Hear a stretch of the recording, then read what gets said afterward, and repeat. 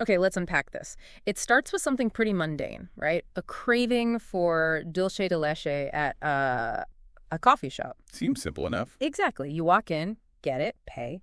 That's usually it. But imagine that simple thing kicking off this huge chain reaction. A chain reaction involving like a manager getting fired. Yes. And sparking this whole national conversation. It sounds kind of wild, but that's precisely what happened down in Brazil, involving a very well-known figure, Padre Fabio de Mello. Yeah, and it's fascinating, isn't it, how something small can just explode, especially now, digitally, Yeah. and with a public figure involved. Definitely. I mean, Padre Fabio de Mello, he has this enormous online following. So what he says, it really lands. It carries weight. Huge weight. And that's a key thing for you listening in this, hyper-connected world. What public figures say can have these massive, immediate real-world effects, sometimes way out of proportion to whatever started it. Totally disproportionate. So, okay, let's paint the picture. Padre Fabio de Mello walks into a Havana coffee shop. This is in Joinville. And according to his first story, there was some issue with the price of the dulce de leche. He sees one price, gets charged another. A classic consumer complaint happens all the time. Right. And he felt the manager's response when he brought it up was rude. He even said, he was just exercising his consumer rights. Pretty standard stuff, you'd think. Yeah, on the surface. But then this seemingly small price thing leads, boom, to the manager being fired. So fast. That speed and that consequence, it's really striking. It just highlights the power dynamic, doesn't it? A complaint from someone with that kind of platform. Instantly results in someone losing their job. Exactly. Okay, but then, just as you think, all right, I get it, the story shifts. The manager who got fired, Cristiano, he puts out his own video. Ah, the counter-narrative. Completely. Yeah. He says very clearly, I never actually spoke to Padre Fabio de Mello directly, and he insists he wasn't disrespectful at all. Okay, wait, so he's saying no direct interaction. None. He said he felt totally blindsided, like unfairly singled out, and just publicly humiliated by the whole thing. It presents a very, very different picture. And this really makes you wonder, doesn't it? How often do those initial reports, the ones that spread like wildfire on social media, actually tell the whole story? Probably not often enough. Cristiano's side is just, well, it's a crucial reminder that there are always multiple perspectives. You need to look for them. And then things get even more complicated with security footage. CCTV. Ah, the tapes. Always the tapes. Right. So this guy, Ricardo Dias, from a channel called Conectado, he really dug into the Havana security footage. Okay, what did he find? Well, his analysis seemed to contradict some key parts of Padre Fabio de Mello's first account. Dias pointed out the footage suggests it wasn't the Padre himself, but someone with him who actually picked up the dulce de leche and dealt with the cashier. Interesting. So not the Padre handling the product directly. That's what the footage seemed to show. And Diaz also noted, crucially, there was no visible direct interaction, no confrontation between the Padre and the manager. Which goes against the initial implication, right? That there was some kind of direct negative exchange. Exactly. Wow. So the visual evidence, even if it doesn't capture like every single word, it offers a totally different angle on the interaction. A very different angle. And this gap, between the first report and what the camera showed, Yeah. that's a really key point for you to notice.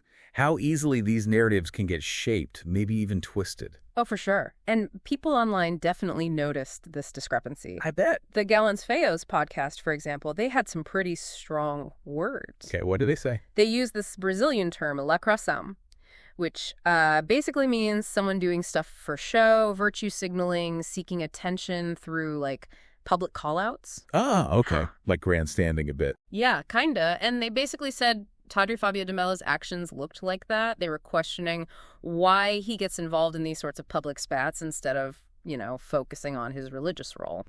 Fair question from their perspective. They were pretty blunt, actually. Called him chat, which just means annoying, and basically said he should, stick to saying mass. It added this layer of really sharp, informal public criticism. Yeah, that commentary, it taps into a wider feeling, doesn't it? About how people use their influence, their sort of exasperated tone. Probably hit home for a lot of people who thought the Padre's reaction was, well, over the top. Way over the top for the situation. And it makes you think. When public figures jump into these everyday arguments, it just sets off all kinds of reactions and different interpretations. So with all this criticism mounting and the footage analysis raising questions, Padre Fabio de Mello releases a second video. Ah, the follow-up. Damage control time. Feels a bit like it. In this one, he says he regrets the manager getting fired, claims that wasn't his intention. He even says, everyone deserves a second chance. Sounds maybe like he's trying to smooth things over, doesn't it? It might sound like it, but let's look closely at what he actually said in that second video. Did the story stay the same? Not quite. And this is where it gets really interesting. Because now he claimed the manager spoke rudely, but for everyone to hear, not directly to him. Oh, hang on. So not a direct personal insult anymore. Seems like it. And he said his main interaction was actually with the cashier about the price issue. That's a subtle but pretty significant shift from the first story. Huge shift. The first version implied this direct negative encounter with the manager. This new version downplays that directness significantly. Right. And a lot of people watching probably saw that as, like you said, damage control, trying to step back from being directly responsible for the firing, maybe. Without actually saying, I'm sorry, or I got it wrong. Exactly. No clear apology, no retraction. Yeah. And that lack of direct accountability, it often just makes people scrutinize things even more, doesn't it? Yeah, totally. It raises questions about how public figures handle criticism and, accountability when their initial story starts to unravel. Yeah, it really does. And then you hear from Cristiano, the manager who was fired, and the personal cost becomes incredibly clear. What did he say about the impact?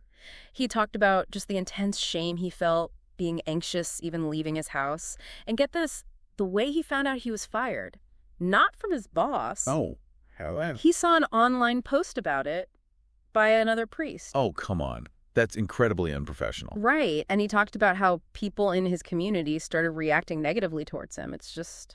It's heartbreaking, really. It really underscores the human side of these online storms, Yeah. Behind the clicks and the comments, there are real people whose lives get turned upside down. Absolutely. His story is just such a powerful reminder of the human cost, the vulnerability of regular people caught up in the whirlwind around public figures and social media drama. It really hits home how much impact online words and actions can have on actual lives. So, when you boil it all down, what are the big takeaways here? I mean, this whole thing just screams volumes about the power of social media influence. Yeah, immense power. Yeah. And the responsibilities that have to come with having that kind of platform. Yeah, you really have to wonder, looking back, was Padre Fabio de Mello's first reaction just too fast, too harsh? Or did his first story maybe not quite capture what actually went down? And connecting that thought more broadly, it pushes you to think about whether public shaming, especially when there's such a power imbalance, is ever really the right way to handle what seems like a pretty standard consumer issue. That power imbalance is key, isn't it? Absolutely. It's a crucial factor to weigh up. The whole sequence, it really feels like a cautionary tale for our times, for this digital age. It does. It makes you think hard about truth, how different stories can just spring up and take hold, and the sheer raw power and the dangers of public opinion when everything's so connected. Indeed. And it kind of leaves you with this question, doesn't it? In a world where one post can unleash immediate massive consequences, how do we encourage more, measured responses? Yeah, how do we ensure accountability without just resorting to what feels like trial by Twitter or trial by Instagram? It's a really complex dynamic. There are definitely no easy answers there.